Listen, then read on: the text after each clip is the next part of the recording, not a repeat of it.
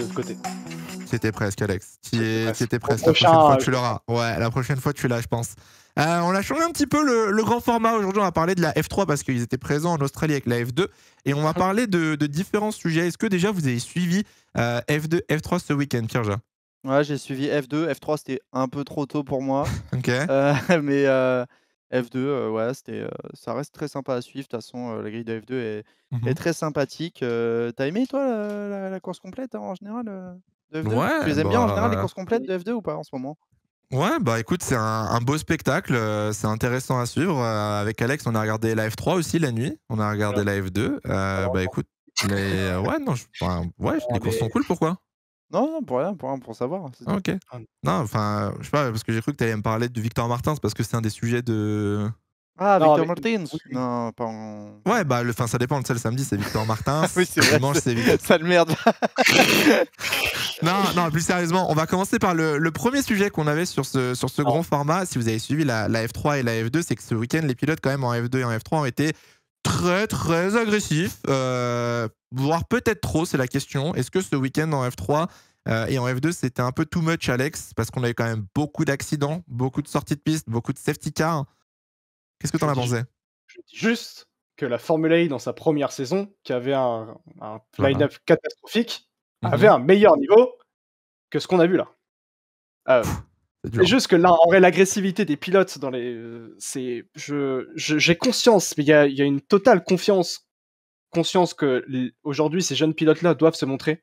Là, c'était réellement too much. Et ils ne se sont pas montrés de la meilleure des manières. Je n'ose estimer la pression qu'ils doivent avoir pour justement se montrer de la meilleure des manières et donc faire parfois peut-être surpiloter. Ce sont encore de jeunes pilotes, ils doivent apprendre, bien sûr.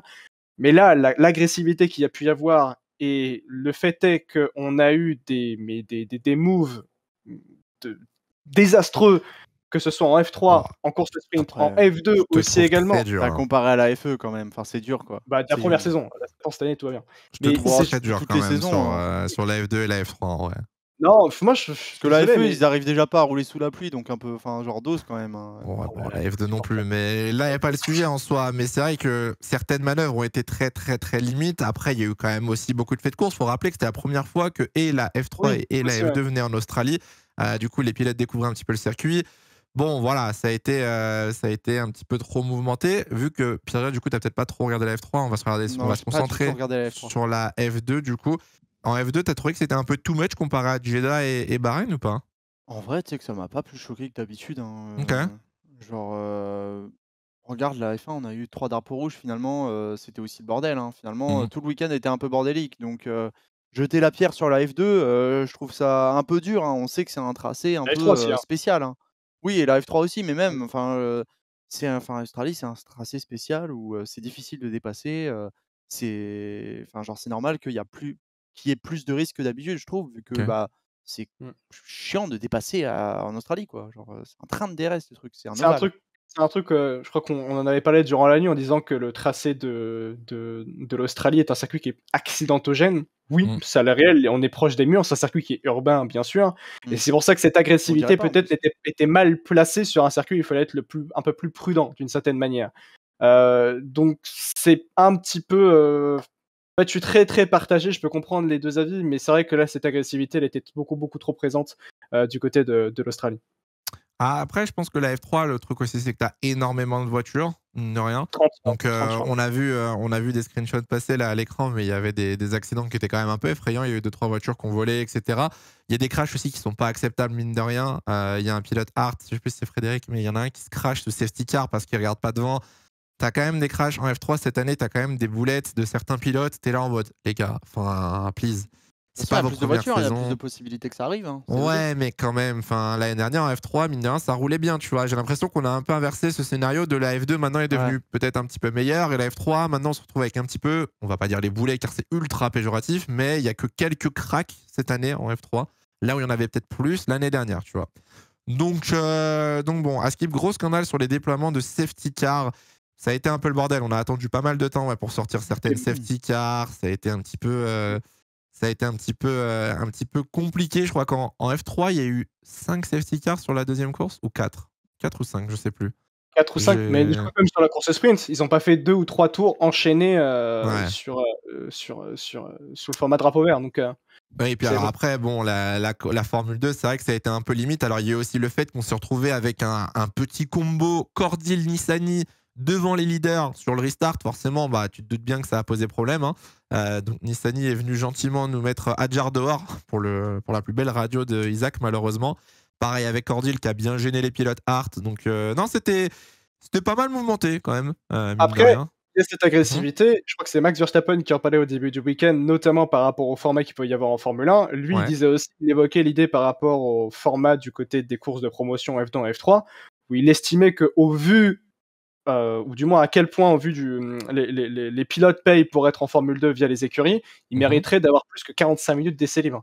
Ce qui pourrait influer sur le fait qu'il faudrait peut-être mettre plus d'essai libre pour éviter d'avoir des actes un petit peu trop agressifs pour permettre aux pilotes de mieux s'asseoir sur leurs acquis sur ce tracé, sur les tracés d'ailleurs. Russell aussi avait cet avis de mettre plus de free practice en Formule 2 promotion.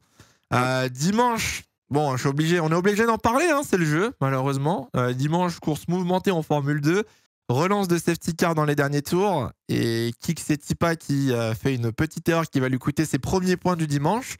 Victor Martins, malheureusement. Donc après l'accrochage à Bahreïn où il n'est pas forcément responsable avec Vesti, le spin à Jeddah et donc l'abandon. Et là, du coup, donc, il n'était pas trop mal. Si je dis pas de bêtises, il était 4e derrière Auger à la relance de la safety car.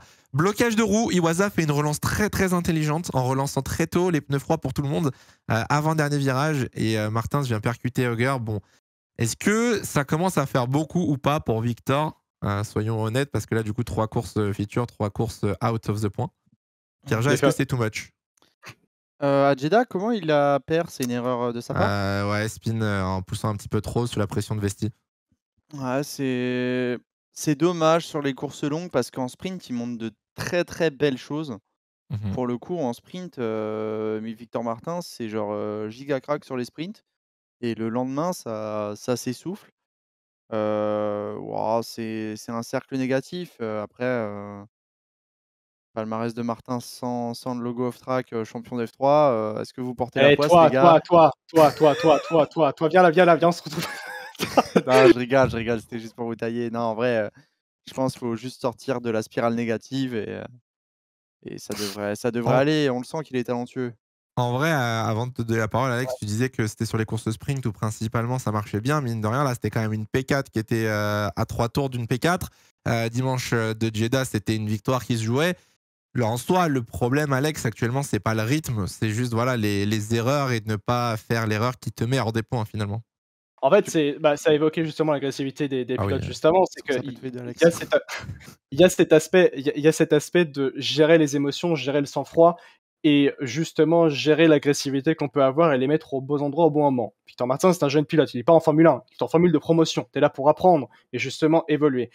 Et pour moi, c'est pas l'erreur de trop, c'est juste que ce qu'il faut apprendre, c'est le sang-froid. Et c'est en ça on revoit justement les excellents pilotes.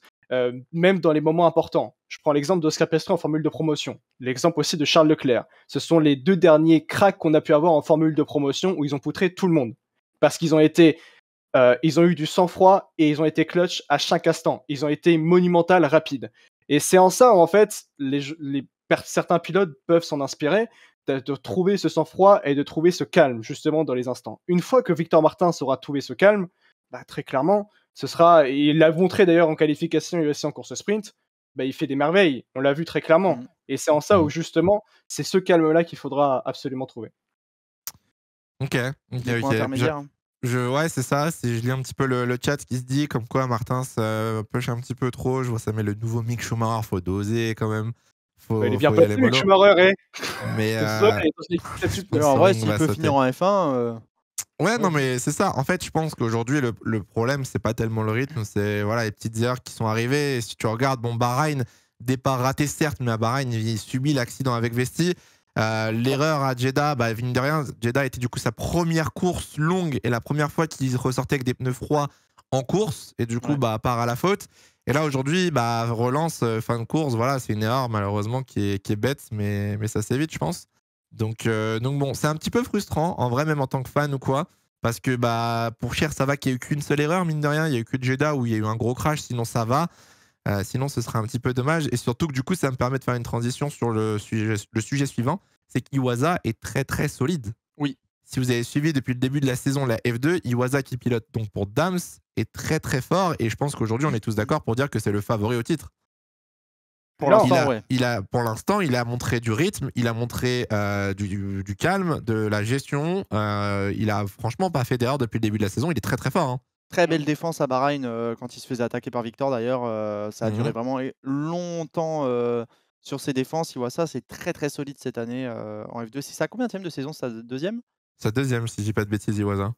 Alors peut-être que je dis une grosse dinguerie, mais pour moi c'est la deuxième, je suis pas sûr. Ouais, il est pas entré, il est pas dans sa première saison, mais c'est réel, c'est l'un des favoris. Encore une fois, je trouve que c'est un petit peu trop tôt. Le prochain Grand Prix, le prochain meeting, c'est au moment de l'Azerbaïdjan. D'ailleurs, ce sera en Azerbaïdjan. Mais il y en a combien en F2 en nombre? Il y en a 14. Ouais, 14. Il me semblait qu'il y en avait un peu moins, c'est pour ça. Je suis en train de regarder. Ah oui, il y a une énorme pause entre l'Italie et Abu Dhabi, comme d'habitude. Ouais. C'est que, en fait, à l'heure actuelle, il est le favori. Quand même, Pourchaire a montré une solidité par son expérience, même s'il a fait des actes un petit peu compliqués, notamment à Jeddah quand il attaquait au premier virage. C'était qui? C'était Berman. Ouais. Mais dans la globalité, oui, c'est le favori. Mais derrière, t'as Pourchaire, t'as pu avoir aussi, pas Isaac Adjar, justement, mais Victor Martins. T'as Maloney aussi qui est très intéressant. T'as Vesti aussi qui est là. T'as Bochung par son expérience qui est là aussi. Ne pas oublier la jurisprudence Mick Schumacher. Mick Schumacher avait fait des débuts de saison catastrophiques en F2 avant de revenir en fin de saison pour être absolument monumental. C'est la F2, tout peut se passer, et c'est là où il va falloir montrer surtout le sang-froid et la justesse, justement, de l'utilisation de son talent. En tout cas, pour l'instant, sur ce début de saison, celui qui a fait le moins d'erreurs, c'est lui. Il est en tête du championnat, Iwasa. Il a été très très bon en qualif où il est parti P1. Il a été des fois un peu moins bon parce qu'il est parti P10. Mais du coup, il se retrouve premier en course sprint et il défend extrêmement bien et en général finit toujours sur le podium. Donc non, il a été très très fort. J'ai vu un message qui disait comme quoi le flop en Formule 2 c'était Théo Pourchaire. Honnêtement, vous êtes très dur avec Théo. Si vous suivez la saison de F2, saison, c'est ironique. On attend beaucoup de Théo Pourchaire quand même. Mais alors, en 3 fait, saisons, les gars. Ouais, mais est-ce que tu as regardé les résultats de Théo cette année? Alors en sprint, attends. T'as une pole à Bahreïn, une giga win en feature. Oui, il met les 5 dixièmes là. Ouais. En sprint, il remonte à Bahreïn. Ensuite, à Jeddah, il a son gros crash qui, mine de rien, lui met un choc un peu mental, je pense, pour le lendemain aussi, mais il est deuxième sur la grille. Et là, on est en Australie. En Australie, il est P2 sur la grille parce que bon, il y a le drapeau rouge et ils améliorent pas derrière. Il joue la win avec Iwasa sur le dimanche avec la course qu'il fait. Il se fait baiser sur la course à cause de la stratégie sur la course de sprint. Franchement, la saison de Théo, elle est très bonne. Alors, je te rejoins sur le fait que saison 3, on s'attend à ce qu'il soit en tête et qu'il gagne tout. Mais honnêtement, il fait très peu d'erreurs. Et de là à dire oui, non, mais flop, oui, mais je trouve ça dur un peu. Pas flop, j'ai juste qu'on attend un peu plus quand même.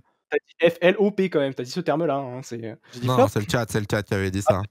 Ouais. Et il y a aussi, ça montre juste tout, du coup aussi un autre contre-exemple. L'exemple étant de Logan Sargent, qui est aujourd'hui du côté de chez Williams. Logan Sargent n'a pas montré des performances monumentales en Formule 2, mais il a montré une assise et une assiduité. C'est ce qui lui a permis d'aller du côté de chez Williams l'année suivante. Alors qu'il y avait des prétendants. Il y a aussi ça, mais il y avait surtout des prétendants sportivement parlant qui étaient beaucoup plus intéressants, qu'à Nick DeVries. Et il y a aussi. Nick qui Quoi, qu'est-ce qu'il y a Nick DeVries.